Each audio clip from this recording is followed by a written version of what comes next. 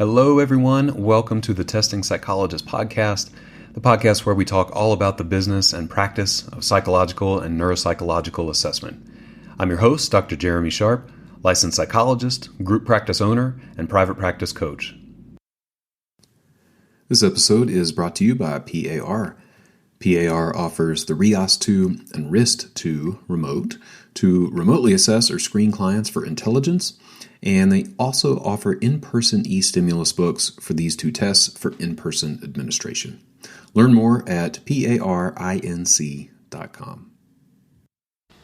Hey, everyone. Welcome back to the Testing Psychologist podcast. Good to be here, and nice to be starting a new little mini-series. So this is the first episode in a three-part series where I'm talking about a supplement called Magic Mind.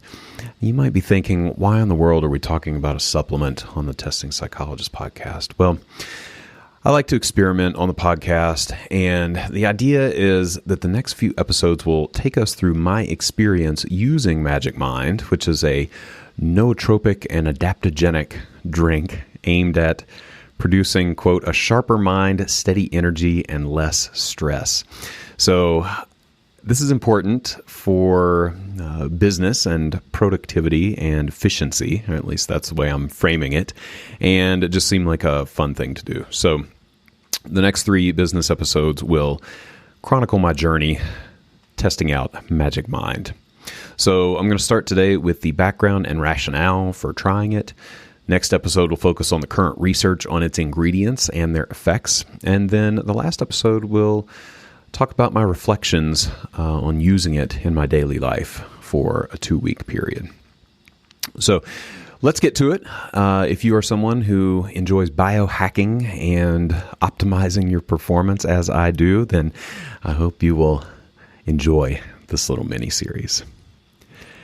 Now, before we get to the episode, let's see. At this point, I'm projecting out, there might be 2 spots left in the Crafted Practice Retreat, the first annual Crafted Practice Retreat for testing psychologists, summer 2023. You can get more information at thetestingpsychologist.com/retreat.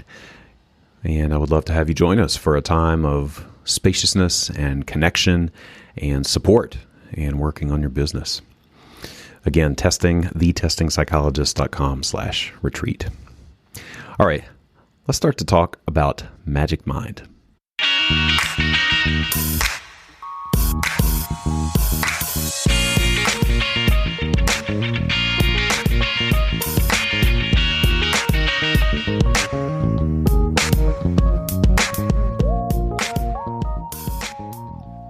Okay, everyone, let's jump right to it.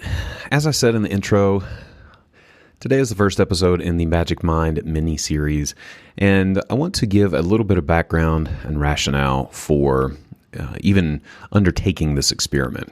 So if you've listened to the podcast for any amount of time, you probably picked up on the idea that I'm a little bit of a sucker for any productivity hack. I mean, we can talk for days about the value of productivity and quote-unquote grind culture and all the things that entails, but when it comes down to it, I would love to be more focused and have more clarity doing whatever work I choose to do. It may be real work, or might be just hanging out with my family. It might be focusing on a movie or a book or a video game.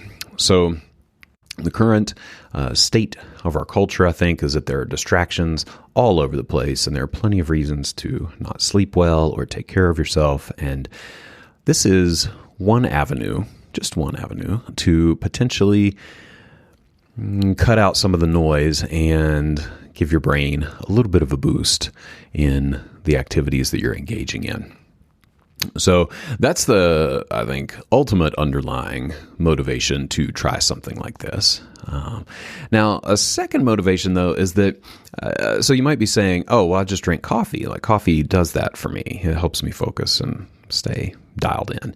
And that's pretty normal, right? Coffee is a super common drink. It's maybe the most commonly used substance around the world, right? I think I read that somewhere. But I have a love-hate relationship with coffee, as some of you might. So my coffee story is I didn't drink coffee at all until I was 25, and honestly didn't really care about it even after I tried it until I had kids. Then I started to drink a lot more of it and crossed the threshold of buying an espresso machine for our home, and ended up drinking quite a bit of coffee for a number of years. But then about 3 years ago, I just gave it up entirely and went totally to decaf, which sounds crazy to a lot of you, I'm sure. But yeah, 3 years ago, I was finding it difficult to find the balance between the benefits of coffee, which would be alertness and a little bit of motivation and focus, and the downsides, which for me were primarily anxiety. At that time, about 3 years ago, I was having some issues with my heart rate and rhythm, and I thought maybe the caffeine had something to do with it. So I wanted to do everything that I could to reduce any potential stressors. Now, since then, I've figured out that the caffeine likely was not a risk factor for the heart rate issues, but that is, at the time, I did not know that. So I was just doing everything I could. So interesting roller coaster with coffee. I have come back to it over the last 6 months, where I've slowly built up from, decaf up to half a shot of espresso, up to about a full shot of espresso each day for the past 6 months or so. And that's been good. That seems to be the zone for me. But like I said, love-hate relationship. And so when this thing came along, this Magic Mind experiment, I wanted to give it a shot. It's not coffee-based. There is caffeine in it, which I will talk about, but it is not coffee. And I wanted to see if there was another version of caffeine that might work a little bit better for me. So another factor in this whole experiment is that I just love new things, right? Like I just love doing new things and experimenting with things. So I also identified with the founder of this company. He had a stress-induced heart event several years ago that motivated him to develop a coffee alternative that would still boost productivity without the potentially harmful effects. So a lot of parallels with our story. And that resonated with me and was just enough to maybe push me over the edge to actually try this. So those were some of my motivations. And I should say, just before I dive deeper into the product and what this drink actually is, I want to say explicitly, this is not an ad series. They are not sponsoring this podcast or anything like that. In fact, I opted out of a formal affiliate relationship with them so that I could do this objectively. I purchased Magic Mind with my own money and, like I said, neglected to or opted not to engage in any kind of formal relationship with them because I want to do a true objective review of this experience. So just to put that out there. This is not just an excuse to advertise a thing. I don't know how this is going to turn out. So what is Magic Mind? So Magic Mind is this is from their marketing materials, a nootropic adaptogenic drink called, quote, the world's first productivity shot. Okay, so let's break that down just a little bit. Nootropic, what is a nootropic? So nootropic is a drug or substance that enhances cognitive functioning. That's the general definition. Let's take a break to hear from our featured partner. The RIAS-2 and RIST-2 are trusted gold standard tests of intelligence.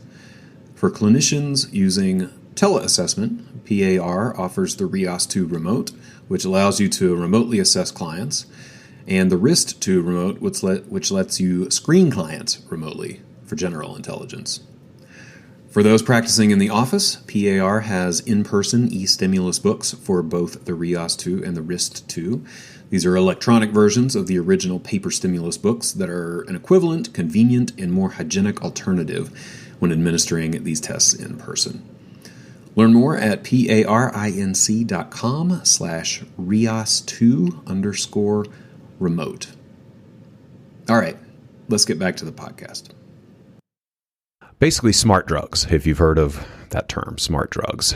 Could be synthetic. This will be something like modafinil, if you've heard of modafinil. It's a stimulant, or Adderall is even a synthetic nootropic. Or they could be natural. So it could be the green tea, matcha, caffeine. It could be L-theanine. So these are things that occur naturally in the environment and things that you can ingest to enhance cognitive functioning. So that's the first half, nootropic, drug that enhances cognitive functioning.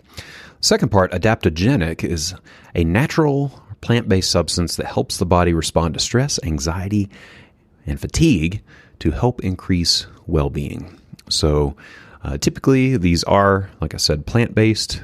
These are substances like ginseng, ashwagandha, different mushrooms. You've likely heard of mushroom tea and whatnot. Over the last few years, it's gained a lot of popularity. So a nootropic adaptogenic drink called the world's first productivity shot. So it truly is a shot. It comes in a little bottle that is about an ounce, I would guess. I actually didn't look, but it's about an ounce.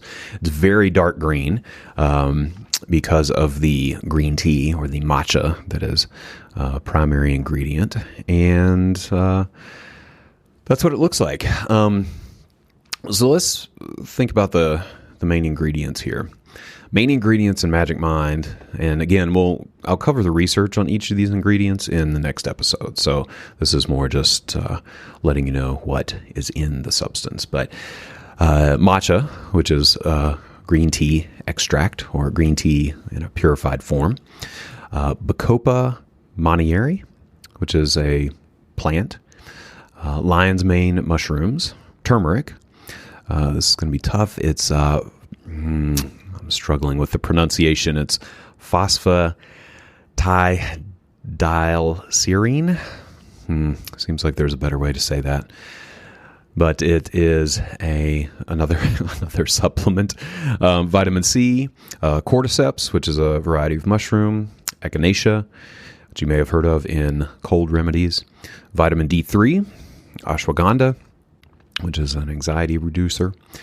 Rhodiola rosea, another plant. Vitamin B complex, and choline. So these are the main ingredients, and if you go to the Magic Mind site, you can see that the research that they have found to support each of these ingredients, and it also talks a little bit about the functioning of these ingredients. So I'm going to dive deep into each of these and their actual research support in the next episode. But that gives you a sense of what's in the drink. The only caffeine comes from the green tea extract. That's the only stimulating factor. And the quantities of these ingredients are proprietary. So that's where the magic happens in this product. It's like many products, the actual quantity of ingredients is, again, proprietary. So there are many products out there that combine, I think, similar ingredients, but the quantity and type are what makes this a little bit different. So the caffeine comes from the matcha or the green tea, and it's not much, which I like. So again, small green shot of liquid. Taste is slightly sweet, citrusy green tea is the way that I would characterize it. So what I've done so far in my experiment is to make it like a green tea latte, if you ever had a green tea latte from Starbucks or wherever, where I mix it with just a touch of creamer, sweetened creamer, like a vanilla creamer or something like that, and then mix it with warm oat milk, and it tastes really good. You don't want to overdo the sweetener. That, to me, in my experience, has really thrown the balance off. So just a touch of sweetener and then some oat milk makes it pretty good. I imagine it would be good with other kinds of milk as well. So here's the plan. So I'm going to be drinking it in the mornings in place of coffee for 15 days straight. This is a recommendation of the company to get the full benefits. So I'm going to do in place of coffee 15 days straight, and I'm going to keep a little journal to track the effects. And the contents of that journal will produce the material for the last episode in this series when I reflect back on my experience with Magic Mind.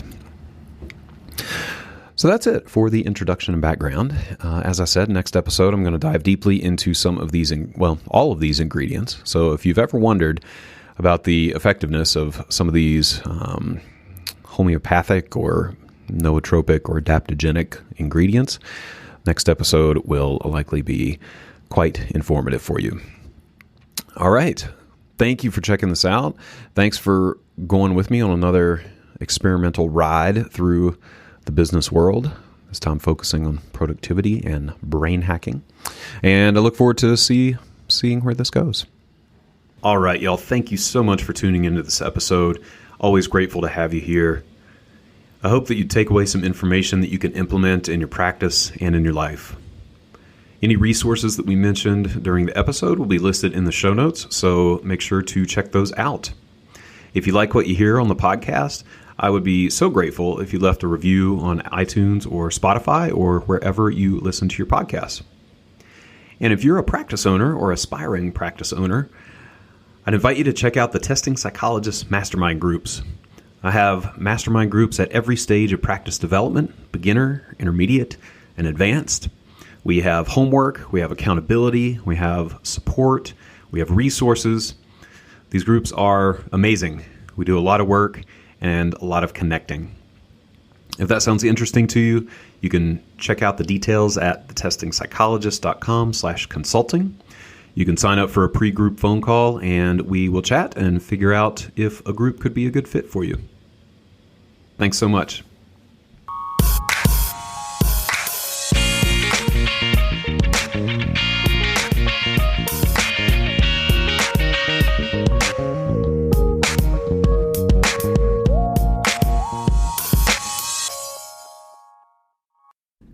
The information contained in this podcast and on the Testing Psychologist website are intended for informational and educational purposes only. Nothing in this podcast or on the website is intended to be a substitute for professional psychological, psychiatric, or medical advice, diagnosis, or treatment. Please note that no doctor-patient relationship is formed here, and similarly, no supervisory or consultative relationship is formed between the host or guests of this podcast and listeners of this podcast. If you need the qualified advice of any mental health practitioner or medical provider, please seek one in your area. Similarly, if you need supervision on clinical matters, please find a supervisor with an expertise that fits your needs.